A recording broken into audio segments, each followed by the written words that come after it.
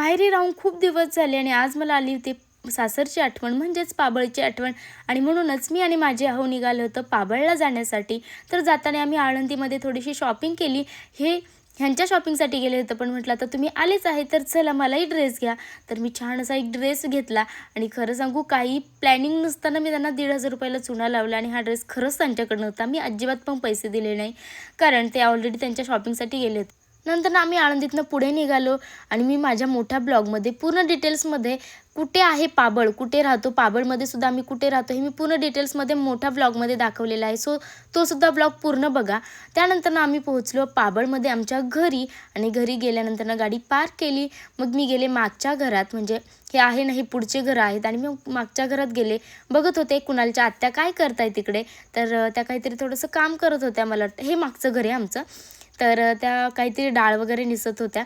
त्यानंतर मग मी घरात गेले पुढच्या आणि बघते तर एवढं जास्त गरम होतं आहे. कुणाला म्हटलं की मला आता होणार नाही, फॅन बसवून द्या, कारण फॅन होता तो खराब झाला. म्हणून मग आम्ही दोघं परत गेलो गावामध्ये. फॅनसाठी जे इलेक्ट्रिक सामान घ्यायचं होतं, म्हणजे फॅन तर घ्यायचाच होता पण बाकीचं पण इलेक्ट्रिक वस्तू काही काही घ्यायच्या होत्या. थोडंसं सामान घ्यायचं होतं जे काही कनेक्शनसाठी लागतात ते. म्हणून मग ते गेले होते शॉपमध्ये आणि मी उतरलीच नाही, मी गाडीमध्येच बसून राहिलेली, थोडंसं काम करत होते. आणि ना आमच्या पाबळच्या घरी कुणीही राहत नाही, जे पुढचं घर आहे ना ते वापरण्यात येत नाही. असंच सणासुदीला जर सगळे लोक आले तर तेवढ्यापुरतं होतं. आणि फॅन होता तो पण आता ना खराब होऊन गेलेला, म्हणजे ह्या कार्यक्रमांच्या दिवसांमध्ये खराब होऊन गेलेला. सो तिथे बसवायचाच होता आणि आम्हीही नव्हतो म्हणून मग बसवलं नाही. पण आता खूप जास्त गरज वाटायला लागली, म्हटलं आता बसवूनच घेऊया. त्यानंतर मला एक काम होतं, ते म्हणजे माझं शूट करायचं होतं साडीचं. त्यासाठी आम्ही गेलो होतो आमच्या अहोंच्या हॉटेलवर. तर तिथेच बॅक साईडला खूप छान असा लोकेशन आहे, तिथे माझं साडीचं शूट करायचं होतं. आणि ही खरंच खूप सुंदर साडी आहे. तुम्हाला जर हवी असेल ना तर साडी लिंक म्हणून मला कमेंट करा, मी तुम्हाला त्या साडीचं इन्स्टा पेज वगैरे पाठवून देईल. तर मी काही प्रमोशन करत नाही, पण बऱ्याच जणांना माझ्या साड्या आवडतात म्हणून मी सांगते.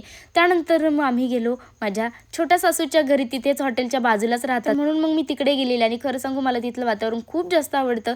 आणि गेलेली तर तिथे पपई होती, म्हटलं कापावी म्हणून छान अशी बाहेरच अंगणामध्ये चटई टाकली आणि तिथे मी कापायला बसलो.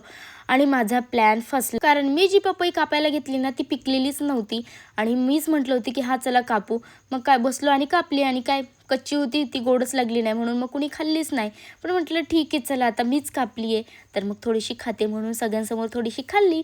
आणि त्यानंतर मग आम्ही आलो घरी. तुम्हाला सुद्धा तुमच्या सासरी गेल्यावर करमतं का, मला हे कमेंटमध्ये नक्कीच सांगा. आणि आपला ब्लॉग कसा वाटला. Bye bye.